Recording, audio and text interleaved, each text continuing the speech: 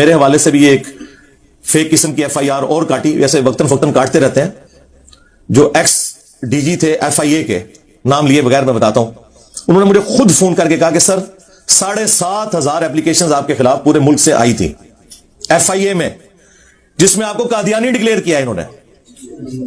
تو میں نے ساری اکٹھی سٹیپل کر کے نا، اور آپ کی طرف سے جو بیان حلفیہ آپ نے بھیجا وہ اوپر لگا کے، تو میں نے اس کو سائڈ پہ پھینک دیا. یہ اوقات ہے تمہاری اپلیکیشنز کی. جھوٹو، مجھے اب اپنا اسلام منوانے کے لیے تمہارے سرٹیفکیٹ کی ضرورت ہے؟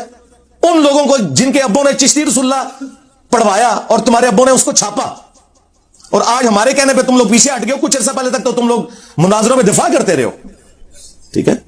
جن کے بزرگوں نے اشرف رسول اللہ کلمے کو انڈورس کیا، جن کی اپنی اوقات یہ ہے کہ کوئی قبر دیکھتے ہیں اس کے سامنے جھک جاتے ہیں. توحید سے آری لوگ، اہل بیت کے گستاخ، صحابہ کے گستاخ ہمیں بتا رہے ہیں کہ جی انجینئر صاحب جو ہیں وہ اللہ کے بھی گستاخ ہیں، اللہ کے رسول کے بھی گستاخ ہیں، صحابہ کے بھی گستاخ ہیں، اہل بیت کے بھی گستاخ ہیں، اولیاء کے بھی گستاخ ہیں. ہاں ایک بات ٹھیک ہے کہ تمہارے بنائے ہوئے جھوٹے اولیاء جنہوں نے رسول اللہ کی ختم نبوت پہ ڈاکے مارے، میں ڈنکے کی چوٹ پہ ان کا گستاخ ہوں تمہاری نظر میں تو ہوں، کیونکہ میرے نبی صاحب ہے ہی کوئی نہیں، تیرے بابے تھے شاہ ہی کوئی نہیں. لے جاؤ اپنے بابے تھوں جنہوں نے اپنے نام میں کلمے پڑھائے نے. تم لوگوں کی اوقات ہے، اب تم لوگوں کو اپنے اسلام کا سرٹیفکیٹ ادھر سے لینا پڑے گا. ہاں، اس کے باوجود ہم سارے فرقوں کو مسلمان سمجھتے ہیں، تمہاری مسجدوں میں تمہارے پیچھے نمازیں پڑھتے ہیں، چندے تمہیں دیتے ہیں جو تمہارے لیے زندگی موت کا مسئلہ ہے، کسی فرقے کی تکفیر نہیں کرتے، بریلوی، دیوبندی، اہل حدیث، شیعہ سب کو مسلمان سمجھتے ہیں. اس کے باوجود تم لوگوں کا ایٹیچیوڈ اس قسم کا ہے. تو میں نے تو آپ کو پہلے بتایا کہ میں نے ملک نہیں چھوڑنا جب تک کہ آپ کے آخری فرقے کا آخری بندہ قبر میں نہیں پہنچ جاتا اور اسی قبر پہ میں وکٹری کا نشان بنا کے نہیں بیٹھ جاتا. بابے نے مار دیتے. ہاں، انہوں نے کٹر فالوورز دی واری ہے. تو یہ اس طرح کی چیزوں سے مجھے کوئی فرق نہیں پڑنا. کتے کی اوقات نہیں تمہاری. ایک کلپ چڑھاتے ہو نا، نیچے ذرا دیکھ لو کمنٹس پڑھ کے، تو میں نے کوئی بندے بھرتی نہیں کیے ہوئے. نہ میرے پاس جو ہے وہ D G I S P R والا بجٹ موجود ہے، نہ عمران خان صاحب والا بجٹ موجود ہے. ہاں، میرے پاس کوئی بجٹ موجود نہیں ہے. یہ خود لوگ کرتے ہیں اور مزید کریں گے انشاءاللہ. اور پھر ان کی اب چیخیں سنیں. اللہ کے بندوں، آؤٹ آف کانٹیکسٹ میری ویڈیوز کاٹتے ہو، چھوٹے چھوٹے ٹکڑے 3-3 4-4 سیکنڈ کے، جس میں میں نے حدیثیں بیان کی ہوتی ہیں. حدیث کے الفاظ کاٹ کے، جو میں نے حدیث میں سے بولا ہوا ہوتا ہے نا، اس کو جناب کلپ کاٹ کے کہتے ہیں دیکھو یہ بول رہا ہے جو کہ حدیث میں لکھا ہوتا ہے. تو اس طرح کرنے سے سب کو سمجھ آ رہی ہے کہ کیا ہو رہا ہے. آپ کی ساری ایف آئی آرز پہلے بھی فارغ ہوئی، اب بھی جو کٹوائیں گے وہ ساری فارغ ہوں گی.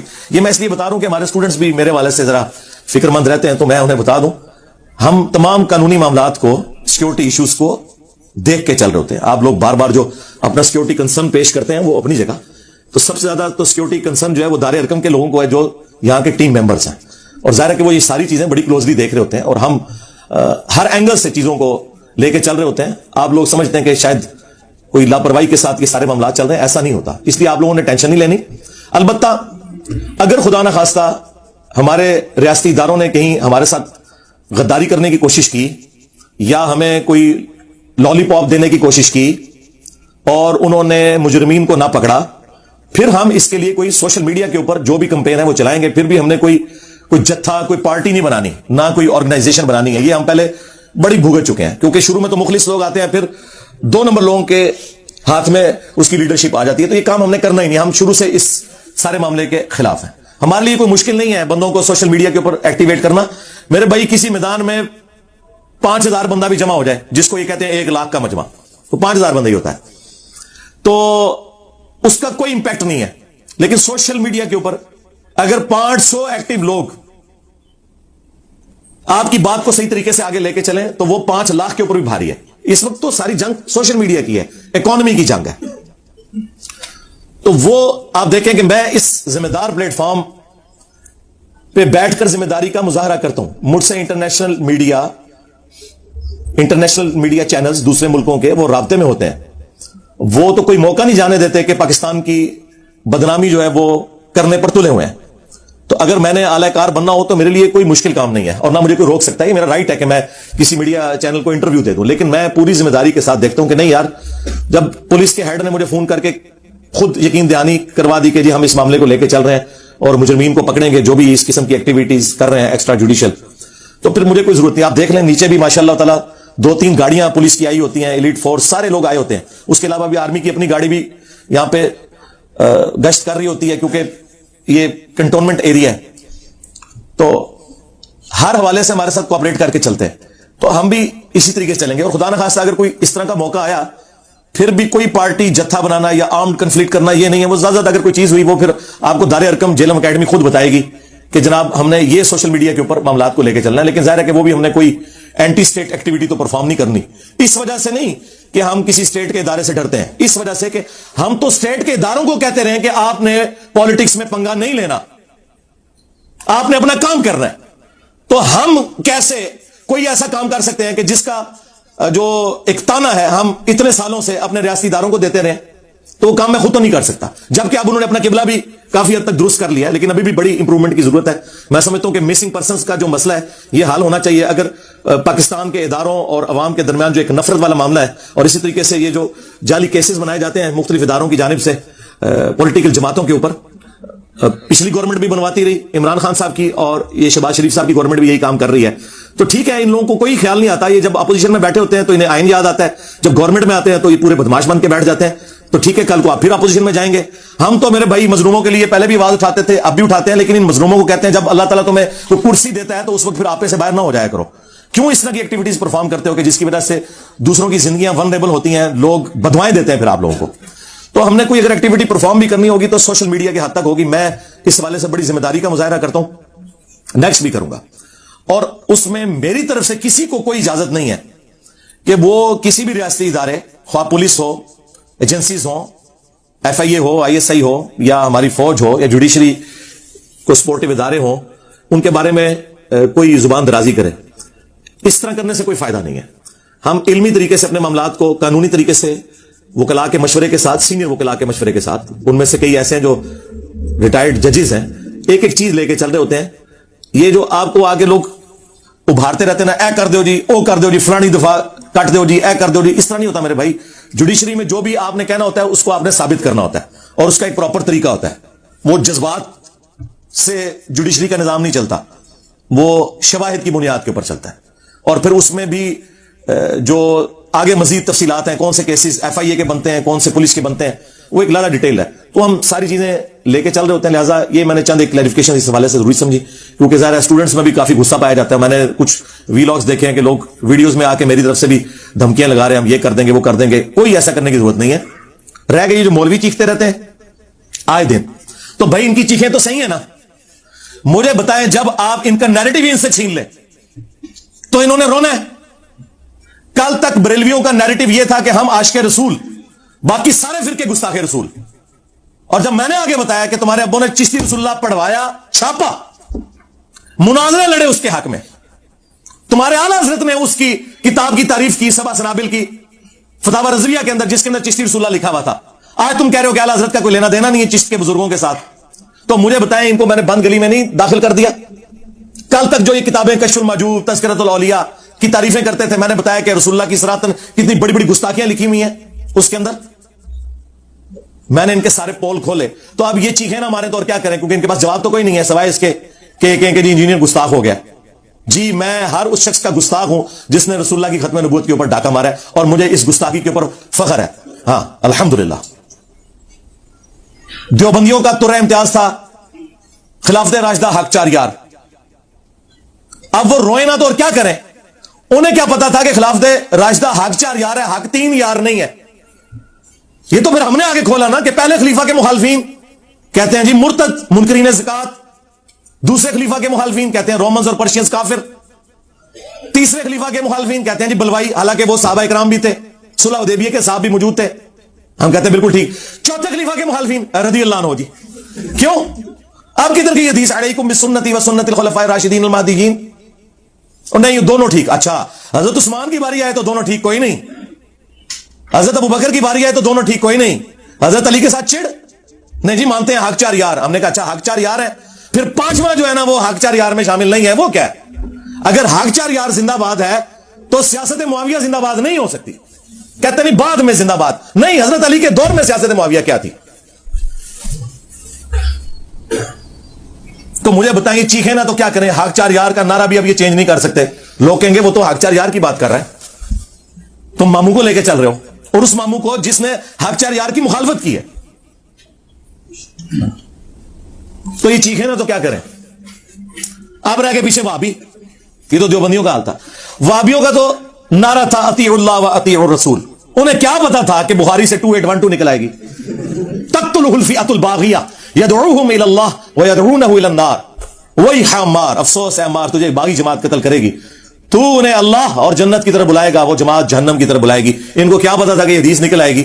और ये तो एक हदीस क्या, इसके अलावा कितनी हदीसें हैं। इनको हाकिम से रिवायत बताएगी कुरान और सुन्नत। अल-मुअत्ता इमाम मालिक वाली रिवायत तो है ही मुरसल है, छूटा हुआ वास्ता है।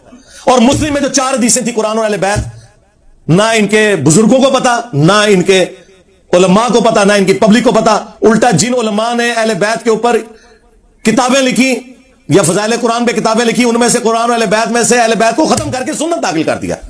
3 किताबों के हवाले मैंने वाबियों के दिए थे। तो मुझे बताएं, ये चीखे ना तो और क्या करें।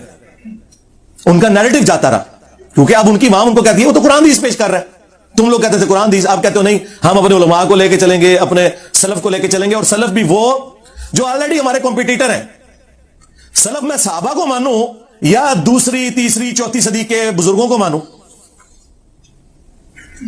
मेरा सलफ तो अम्मार इब्न यासिर है। कभी अम्मार इब्न यासिर के नाम की भी कॉन्फ्रेंस की है? हां, उनके कातलीन के हक में नारे जरूर लगाए तुमने। अम्मार इब्न यासिर का साथ कभी नहीं दिया। वैसे कोर्सेज में पढ़ाया जाता है कि अम्मार इब्न यासिर के मां बाप इस्लाम के पहले शुहदा हैं, सैयदना यासिर और सैयदा सुमैया अलैहिमुस्सलाम अजमाइन। उनके बेटे को किस रज़ियल्लाहु अन्हु ने, किस रज़ियल्लाहु अन्हु को खुश करने के लिए अम्मार रज़ियल्लाहु अन्हु को शहीद किया, यह कभी बताया तुम लोगों ने? जो हदीसों में लिखा हुआ है। पहले ये मौदूदी साहब को नीचा दिखाने के लिए कहते थे मौदूदी ने तारीख की रवायतें जमा की हैं। मैंने तो भाई हदीस जमा किए हैं, अक्सर बुखारी मुस्लिम से हैं। अब ये निजी महफिलों में कहते हैं बुखारी और मुस्लिम भी आखिरी वक्त में शिया हो गए थे, लेकिन क्या बताएं लोगों को। आयो ना दाढ़ थले वाबियो। हाँ, मैंने आप लोगों को 12 साल पहले कहा था मैं इनके चेहरे से निकाब उतारूंगा, सारे फिरकों के। अहले हदीस का निकाब जरा थोड़ी देर से उतरा है, कुछ अर्सा वो चलते रहे कि चलो रफ़ अल-यदैन की बात कर रहा है, बाकी बातें। वो मामू ने इनको मरवा दिया, पूरी उम्मत को तो लादा से मामू ने मरवाया, इस फिरके को तो मामू ने मरवाया। मामू के दिफा में इनकी जो रूहानी मौत, चले मैं शैतानी मौत नहीं कहता, वो मेरे हाथों से हुई है। ठीक है, मैं कातिल हूं इनके फिरके का, मैं मानता हूं, सारे फिरकों का कातिल मैं हूं अल्हम्दुलिल्लाह। तो अब मुझे बताइए चीखें ना तो क्या करें। किस मुंह से लोगों के जी बुखारी मुस्लिम से रफ़ अल-यदैन पढ़ो, फिर बुखारी मुस्लिम तो लोगों ने खुद पढ़नी है सारी। अब इनके पास आखिरी इख्तियार यह था कि नहीं, ये उलमा के पास बैठ के पढ़नी है। सरकार ये भी खत्म है। इमाम मुस्लिम ने सही मुस्लिम के स्टार्ट में अपने मुकदमे में लिख दिया कि मैं अवामुन नास के लिए हदीसें जमा कर रहा हूं, और तुम्हें जितनी हदीसें मामू के हवाले से चुभती है ना, वो सारी मुस्लिम के अंदर है, स्टार्ट से लेके एंड तक। सही मुस्लिम 240, अली से मोहब्बत नहीं रखेगा मगर मुमिन, अली से बुग़्ज़ नहीं रखेगा मगर मुनाफिक। हाँ, 6220 कि साद इब्न अबी वक़ास को तुम्हारा मामू कहता है कि तुम्हें कौन सी चीज माने है कि तुम अली इब्न अबी तालिब के ऊपर सब नहीं करते, अबू तुराब के ऊपर। और इनका इमाम इब्न तैमिया खुद मान के गया कि वो सब करने का हुक्म दे रहे थे। इन्होंने कहा जी सबसे मुराद तनकीद है, तो हमने कहा कि सही मुस्लिम में आगे पढ़ लो 6229 में, लान अल्लाहु अबू तुराब, अबू तुराब पर लानत। और हुक्मरान कह रहा है ये, जो गवर्नर है, कोई मजहूल आदमी नहीं है, गवर्नर आले उमैया का। और ये सब कुछ सुलह हसन के बाद हो रहा है जी। तो सुलह हसन तो खत्म हो गई। सुलह हसन ये हुई थी कि हसन के बाप पे लानत भेजी जाए उनकी शहादत के बाद। जिन्होंने लानत भेजी, भिजवाई, या इसे सपोर्ट किया, या आज उसका दिफा कर रहे हैं, इन सब पे अल्लाह की लानत, अल्लाह के फरिश्तों की लानत, तमाम लानत करने वालों की लानत। अजय कहते हैं हम पे लानते भेजता है, तो छाड़ दो ना, लान दिया था दिफा करना। मैंने तो जनरल भेजी है। अच्छा पता है नानू? हाँ, पता है नानू। वैसे तो कहते हैं हम सहाबा का दिफा कर रहे हैं। हजरत अली साहबी नहीं है? उनसे बड़ा साहबी कौन है? वो आलुल बैत भी है, हुजूर के दामाद भी है, और हुजूर की आले मोहम्मद उनसे चली है सल्लल्लाहु अलैहि वसल्लम। और चलो यार साहबी मान के दिफा कर लो मौला अली का। अब वो सारी हदीसें मुस्लिम शरीफ में है। मुस्लिम में इस जो है वो हदीस मौजूद है 4776 कि हजरत आप काबे के साए में अब्दुल्ला बिन अमर बिन आस को आके अब्दुर्रहमान बिन अब्द रब्बे काबा आगे कहता है कि जी आप हमें जो है इताअत अमीर की हदीसें सुना रहे हैं, और आपका जो इस वक्त हुक्मरान है, आपके चचा का लड़का मुआविया इब्न अबी सुफियान, वो तो हमें कहता है हम लोगों को नाहक कत्ल करें, उनका माल हराम तरीके से हड़प करें। और कुरान कहता है कि तुम आपस में एक दूसरे का माल हराम तरीके से हड़प मत करो और अपनों को कत्ल ना करो। हम मुआविया की बात माने या अल्लाह की बात माने?